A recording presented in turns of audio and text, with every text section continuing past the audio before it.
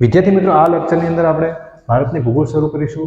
ભારતની ભૂગોળની અંદર એવી શોર્ટકટ ટ્રીકો હું તમને આપીશ કે તમને જે સરળતાથી યાદ રહે અને પરીક્ષાની અંદર એકવાર આ જો પ્રશ્ન પૂછાય તો તમને સરળતાથી યાદ રહી જાય કે કઈ નદી કઈ જગ્યાએ આવી. તો આ લેક્ચરની અંદર આપણે નદીઓ પછી પર્વતીય વિસ્તાર, ગુજરાતની નદીઓ આ લેક્ચરની અંદર જોઈશું.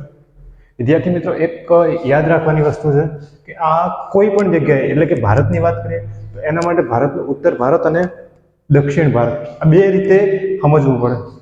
જેની અંદર ભારતની અંદર વચ્ચોવચ્ચી આપણે કર્કવૃત્ત પસાર થયો છે કે જે 23.5 પરથી પસાર થાય છે. તો વિદ્યાર્થી મિત્રો, ઘણીવાર પ્રશ્નમાં આવે છે કે ઉત્તર ભારતની નદીઓ કે જે વ્યવસ્થિત ક્રમમાં ગોઠવો, દક્ષિણ ભારતની નદીઓ વ્યવસ્થિત ક્રમમાં ગોઠવો. તો આપણને યાદ હોય, જો આપણે જોયું હોય નકશામાં, તો આપણને ખબર પડશે કે ઉત્તર ભારતની નદીઓ કેવી હશે અને દક્ષિણ ભારતની નદીઓ ક્રમમાં કઈ રીતના ગોઠવીશું. તો વિદ્યાર્થી મિત્રો, દક્ષિણ ભારતની અને ઉત્તર ભારતની નદીઓ યાદ રાખવા માટે આપણે દરેક વસ્તુનું સૂત્ર આપીશું. આ સૂત્ર જો તમને યાદ રહે તો બહુ સારું છે. એનાથી તમે એકવાર એ સૂત્ર યાદ કરી નાખશો ને તો તમારે ફરીવાર એ નકશો જોવાની પણ જરૂર નહીં પડે. એટલે હું તમને ગેરંટી આપું છું કે ઉત્તર ભારતની નદીઓ જોઈશું. ઉત્તર ભારતની નદીઓ યાદ રાખવા માટે શું સૂત્ર છે? તો વિદ્યાર્થી મિત્રો, એક સૂત્ર આવશે જે આપણે લખીશું સી જે ચી રા 20 સીજે ચીરા 20. આ સૂત્ર તમારે યાદ રાખવાનું છે. ઉપરથી યાદ રાખવાનું સીજે ચીરા 20. આ સૂત્ર જો તમને યાદ રહી જશે તો લગભગ ઉત્તર ભારતની બધી નદીઓ તમને યાદ રહી જશે. જેમ કે આપણે પહેલા જોઈએ સિંધુ નદી, કે સિંધુ નદી કે જે ચીનમાંથી નીકળે છે, તો આપણે એને સિંધુ લખીશું.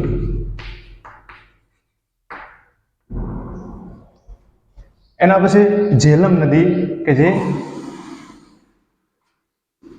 જમ્મુ કાશ્મીરમાંથી નીકળે છે. એના પછી ચિનાબ નદી.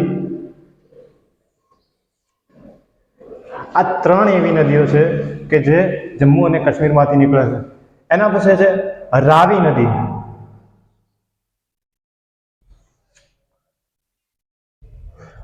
અને બિયાસ અને સતલુજ. બિયાસ અને સતલુજ નદી કે જે પંજાબમાંથી નીકળે છે.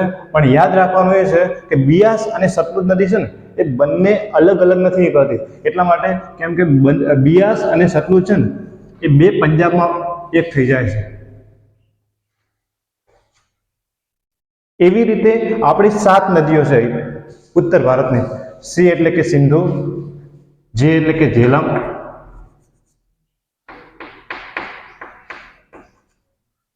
ચી એટલે કે ચીરા, રા એટલે કે રાવી, બી એટલે કે બિયાસ અને સ એટલે કે સતલુજ. હવે આ હતી આપણી 7 નદીઓ કે જે 6 નદીઓ બહાર આવે છે. આમ કહેવાય છે કેટલી?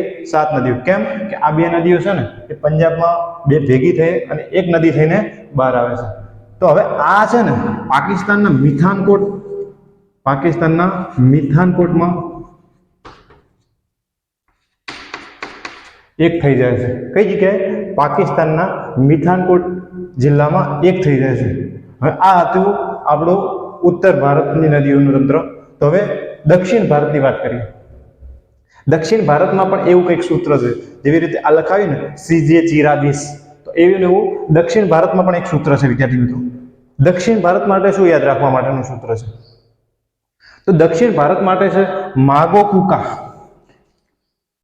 માગો કુકા.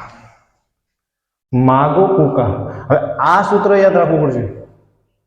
દક્ષિણ ભારતની નદીઓ સમજે ને તો એક સૂત્ર યાદ રાખવું પડશે, માગો કુકા. એને તમે લાઈનમાં લખશો ને નકશાની બાજુમાં તો તમને યાદ રહી જશે. માગો એટલે કે મહાનદી. મહાનદી કે જે છત્તીસગઢમાંથી નીકળે છે. છત્તીસગઢમાંથી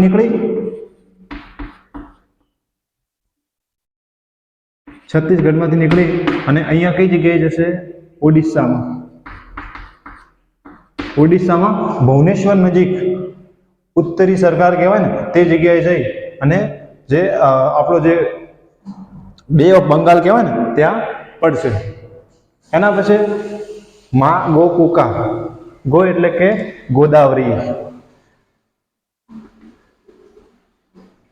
ગોદાવરી નદી કે જે આપણા ભારતની ગંગા નદી પછી બીજા નંબરની દક્ષિણ ભારતની સૌથી મોટી નદી કહેવાય છે, કે જેની લંબાઈ 1465 કિલોમીટર. કેટલી? 1465 કિલોમીટર. 1465 કિલોમીટર છે ભારતની અંદર. તો હવે મહાનદી, તો મહાનદીની છે 851 કિલોમીટર. કેટલી? 851 કિલોમીટર ભારતની અંદર. આ બે રાજ્યોમાંથી વહન થાય છે. કૃષ્ણા નદી, તો કૃષ્ણા નદી એનાથી નીચે આવશે છે. કૃષ્ણા નદી કે જેનું 1400 કિલોમીટર છે ભારતમાં વહન. હવે આ કૃષ્ણા નદી છે ને, આ કૃષ્ણા નદીને બીજી 3 નદીઓ પણ મળે છે, કે જેની અંદર એક છે ભીમા નદી, એક છે કૃષ્ણા પોતે અને એક છે તુંગભદ્રા.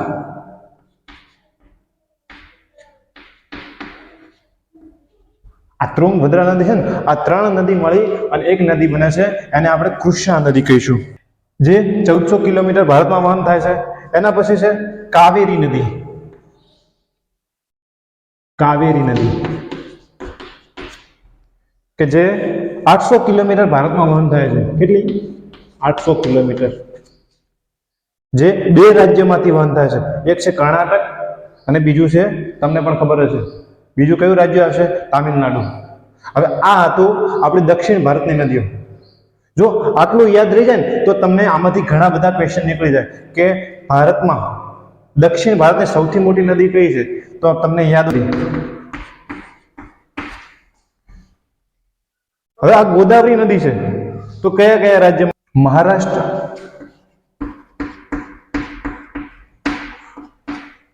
મહારાષ્ટ્ર સિવાય બીજું આવશે આંધ્રપ્રદેશ. એના પછી તો એક આવશે તેલંગાણા. 3 રાજ્યમાંથી વહન થાય છે. હવે આ 3 રાજ્યમાંથી જે આ નદી નીકળે છે, જેને આપણે ગોદાવરી કહીશું, કે જે દક્ષિણ ભારતની સૌથી મોટી નદી છે. એના પછી તો આ થઈ ગયું આપણું દક્ષિણ ભારતનું નદી તંત્ર.